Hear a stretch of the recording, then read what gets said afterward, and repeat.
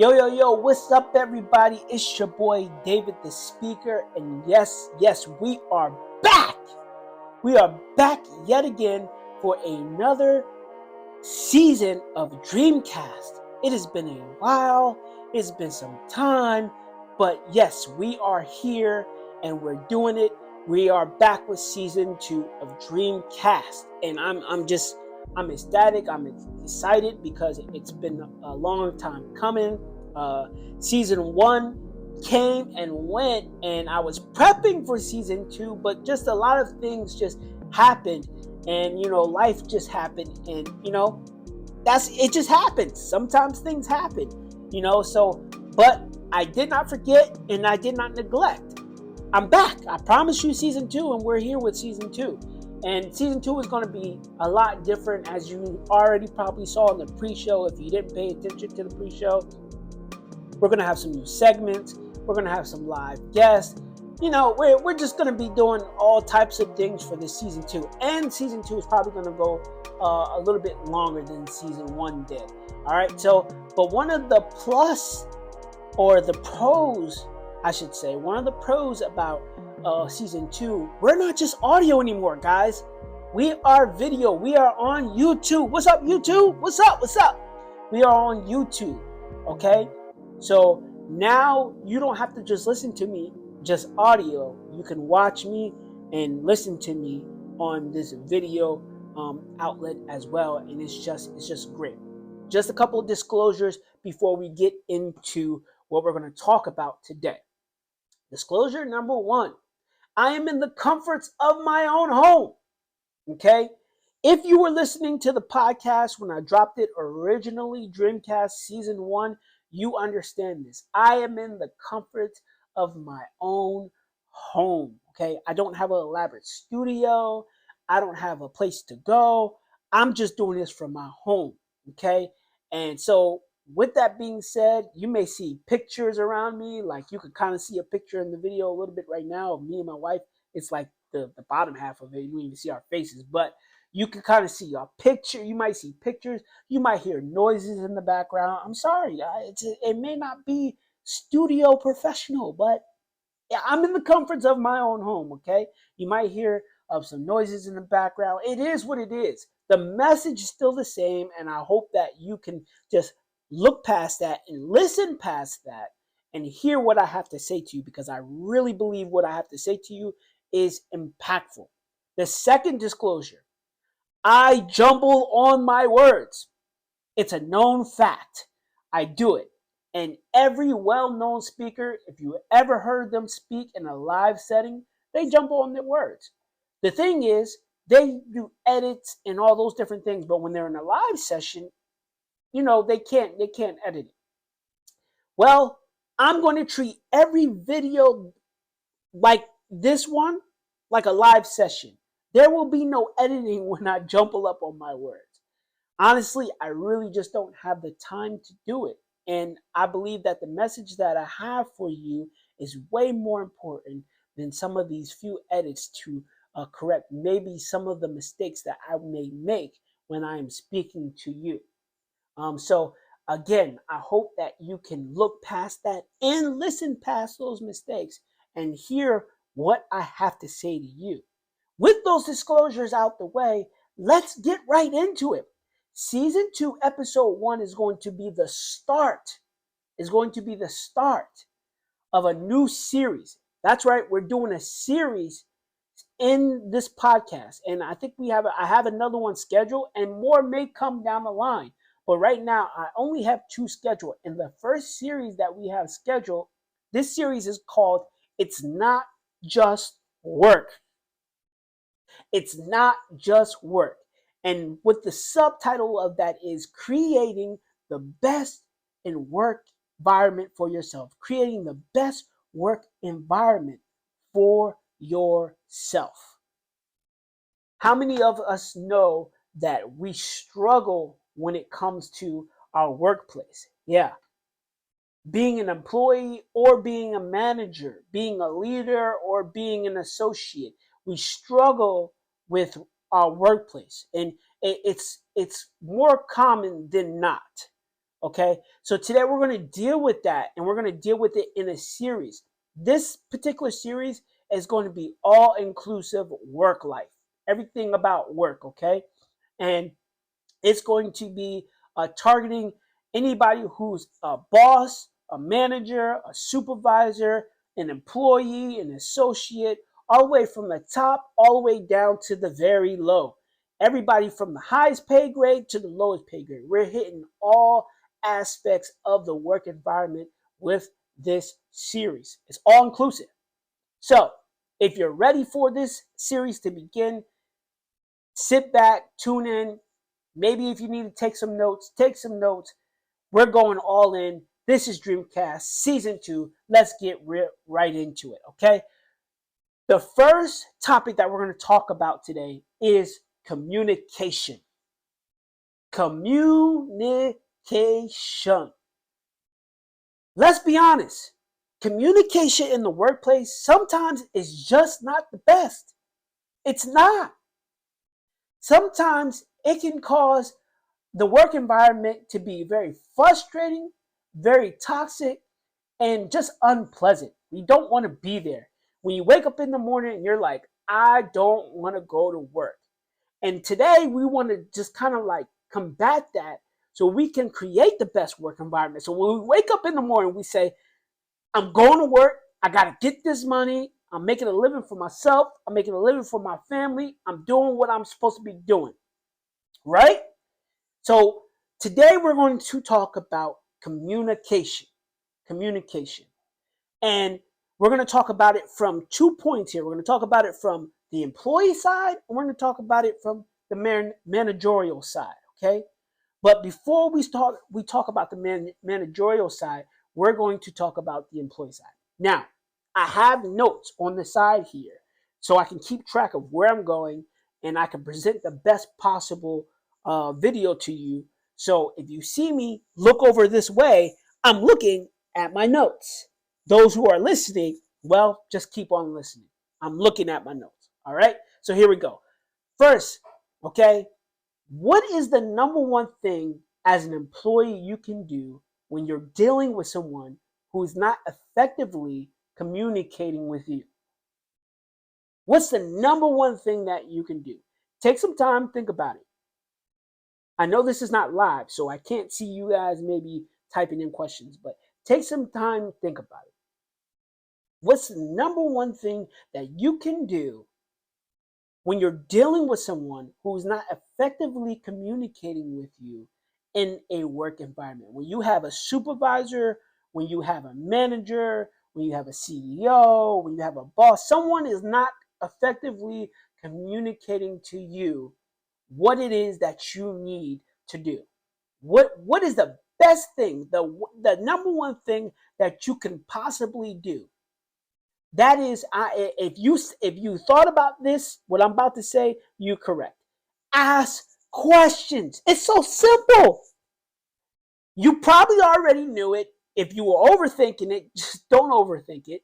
But it's so simple. Ask questions. That's like the number one thing you can do when you don't understand something. Because why? Why?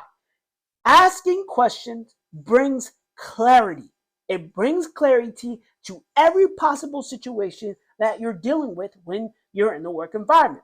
When your supervisor, when your CEO, when your manager, when your boss, whatever their title is, when are assigning you an assignment to complete or to do, and you don't have full clarity of that assignment, you should ask questions.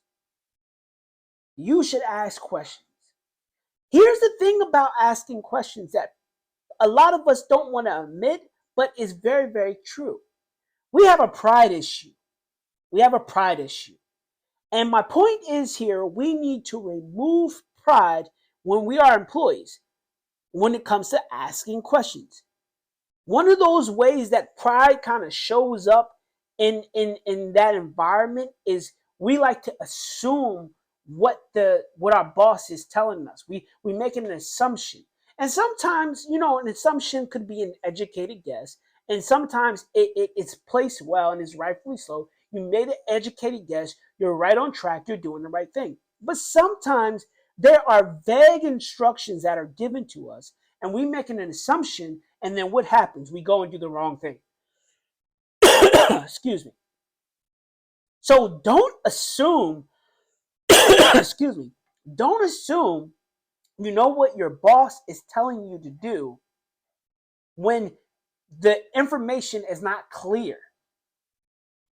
And when you choose to assume and to only assume, that is a factor of pride.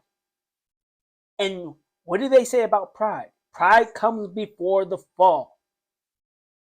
Too much pride, and you're gonna find yourself in a ditch. I'm just telling you. It's going to be a pit, and it's going to be very difficult for you to get out of it simply because of your pride. So one of the things that you shouldn't do is not assume. Okay?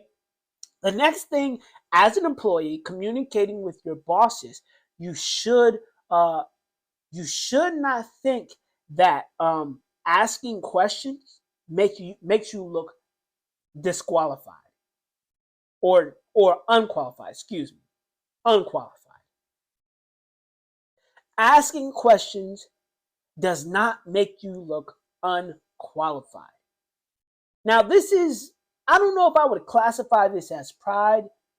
I would more so class this as self sabotage. Or I would classify this as something like low self esteem. But you don't want to not ask questions of your supervisor, of your boss, just because you don't want them to think you're unqualified for the job. Because again, what happens when you go out into your work environment now, when you go out into your field, whatever your field may be, whether it be an office field or outside field, whatever it may be, when you're now traveling out into the field and you're trying to fulfill your assignment and you don't have clarity of that, and because you didn't ask questions, now you're doing what you think. Now these kind of like going side to side, because now you're assuming when you didn't ask the question because you didn't think you were qualified, now you're assuming what you think you should do. And what happens? Now everything goes bad. You're messing up. You're doing the wrong thing. Now you're in trouble. You're in more trouble because the boss is like, that's not what I told you to do. So when you ask the question, it kind of like deletes all of that. Here's the thing with that though.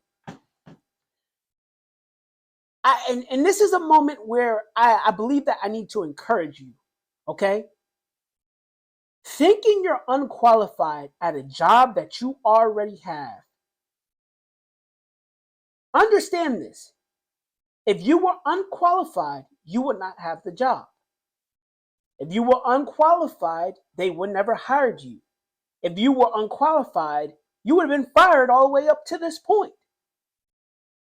So, for you to ask the question does not make you look unqualified. It actually makes you look a little bit more qualified.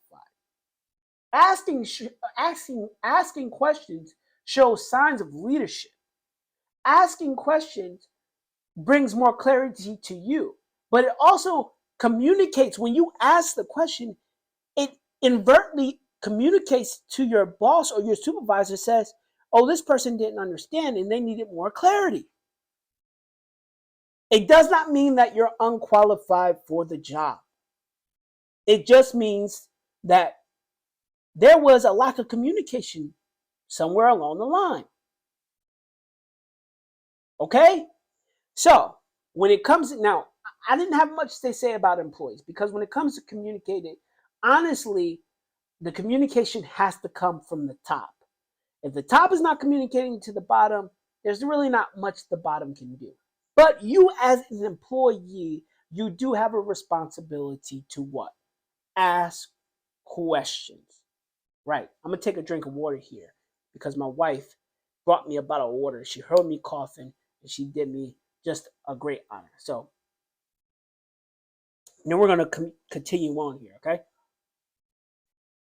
All right. So now let's jump to the managerial side of this. Now, effectively communicating with your team is very in depth.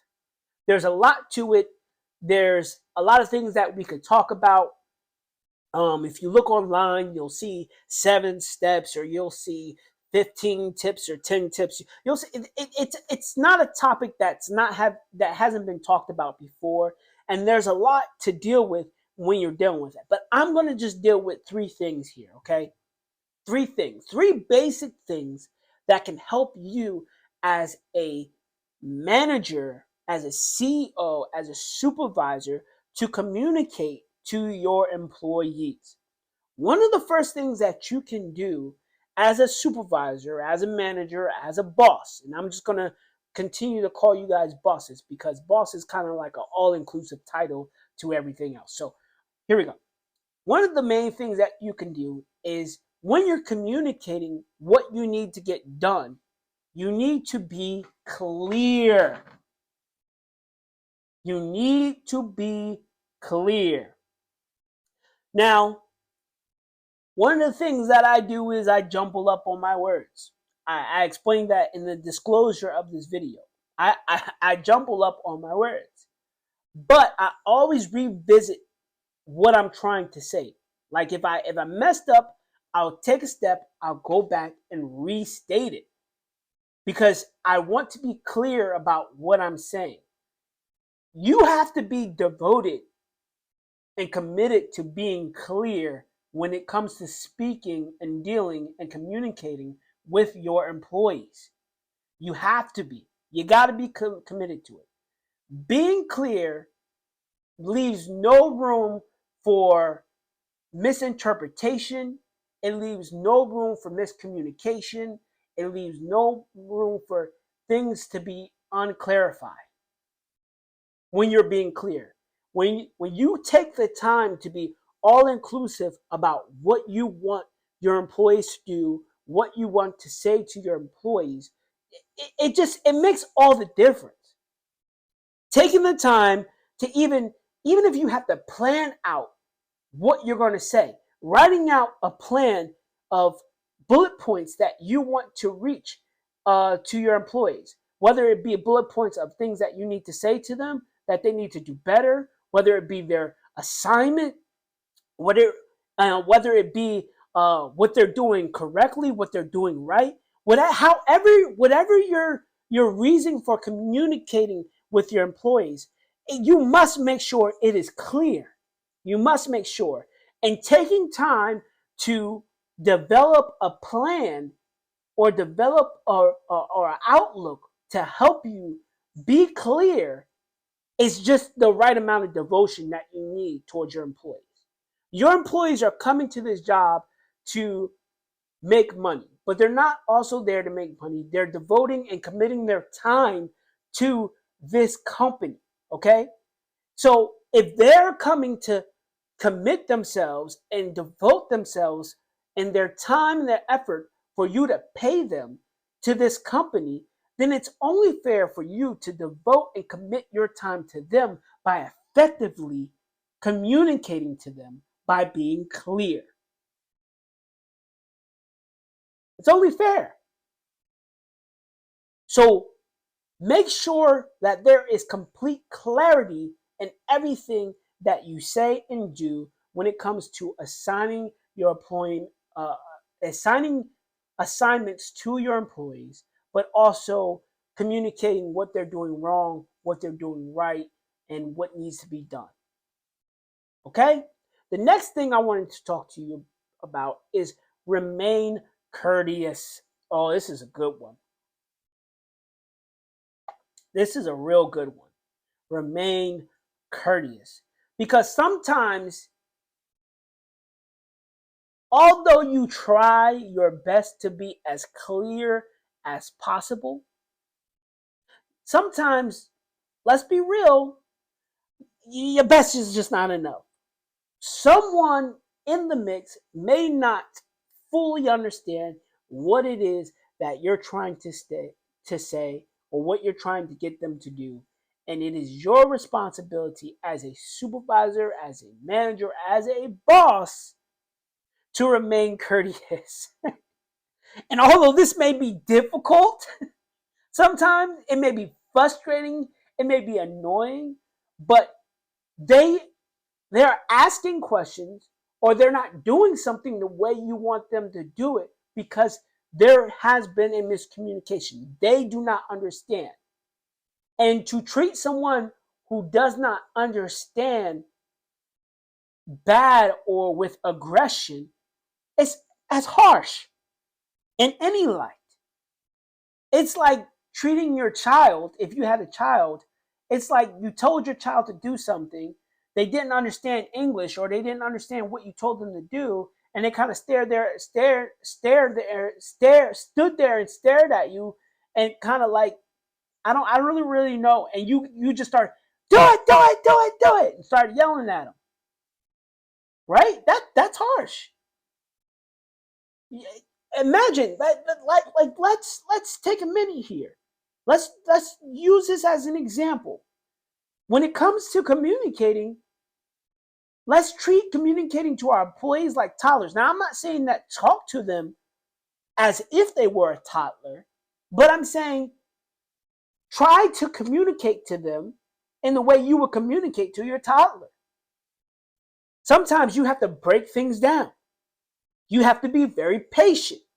You have to be very understanding, right? Because your toddler, they have a developing mind. They're trying to understand and comprehend what it is that you're telling them. So to remain courteous is only, excuse me, is only a practical practice. Remaining courteous also will encourage your employee. It will also make them feel better about what it is that you're trying to get them to do. It will create a lighter work environment if you're remaining courteous.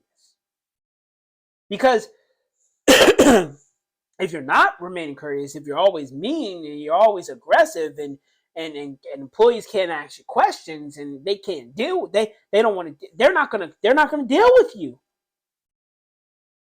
They're just not gonna deal with you. And then what, you have a bigger problem on your hand because now you kind of got rebellious employees. They're not doing what they need to do, and they don't want to be bothered by asking you or dealing with you.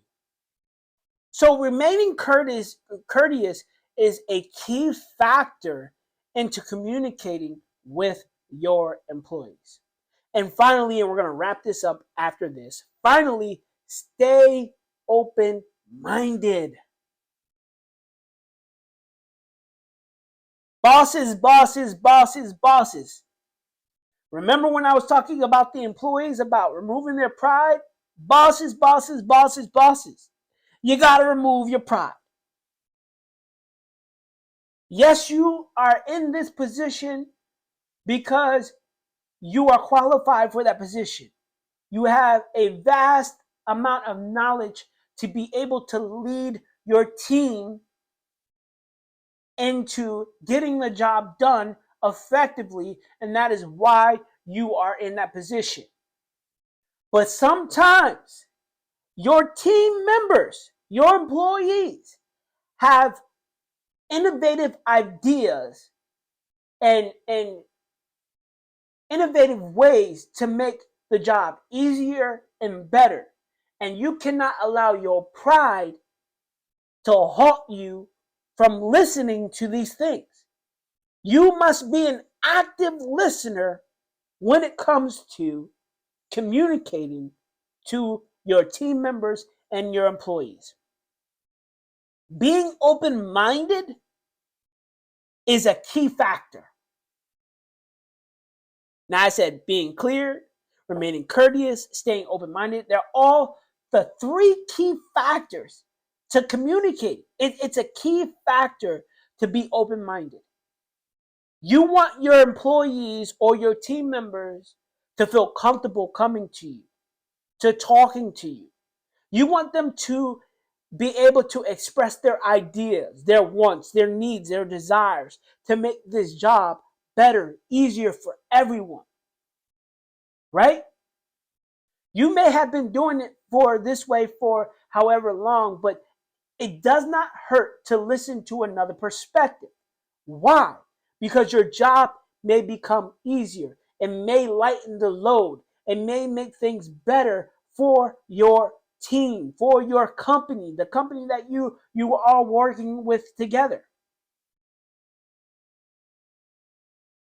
Being open-minded allows you to accept new ideas, innovative ideas from your teammates. And honestly, when you're able to communicate in this way, not only does it make your team look better, it makes you look better. Being able to accept innovative ideas and being able to acknowledge your team for their innovative ideas makes you look better as a leader. It makes you look like you are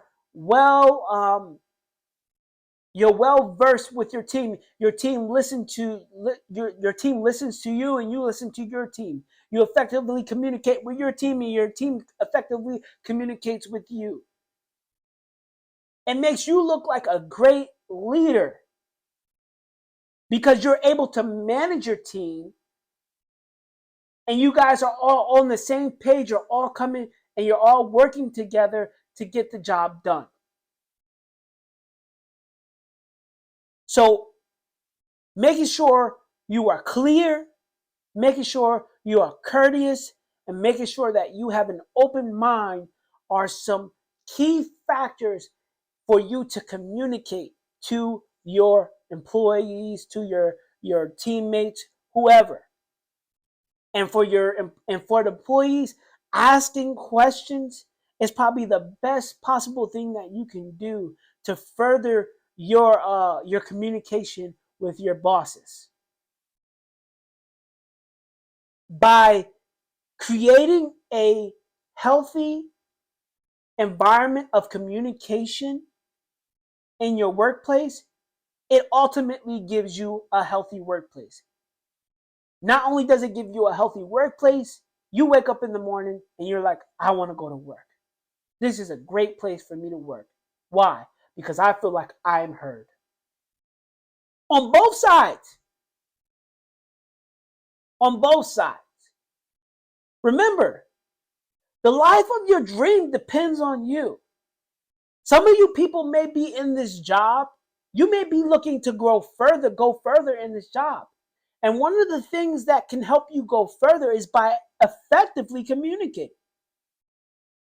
But you can only effectively communicate if you put the work to do it. It depends on you. It depends on you.